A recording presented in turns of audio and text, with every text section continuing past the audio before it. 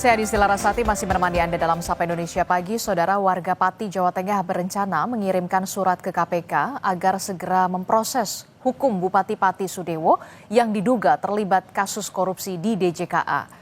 Ribuan surat berisi tuntutan kepada KPK untuk memproses hukum Bupati Pati Sudewo yang diduga terlibat kasus korupsi di Dirjen Perkeretaapian Kementerian Perhubungan saat menjabat sebagai anggota DPR RI periode 2019 hingga 2024. Surat-surat itu dikumpulkan di posko dan akan dikirim serentak ke KPK pada hari ini, Saudara, Senin 25 Agustus 2025.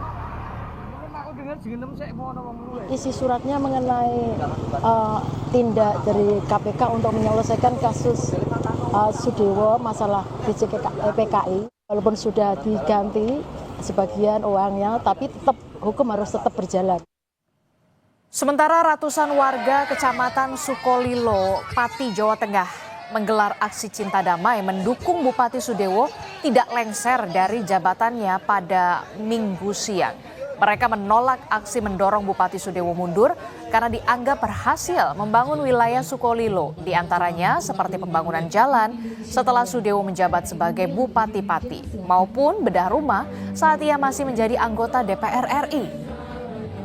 Acara Sukolilo Damai.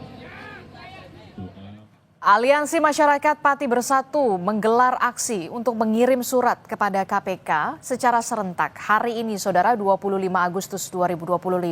Aksi akan dimulai dari posko yang bertempat di alun-alun Kabupaten Pati menuju kantor Pos Pati. Aksi mengirim surat secara serentak kepada KPK dilakukan di kantor Pos Pati.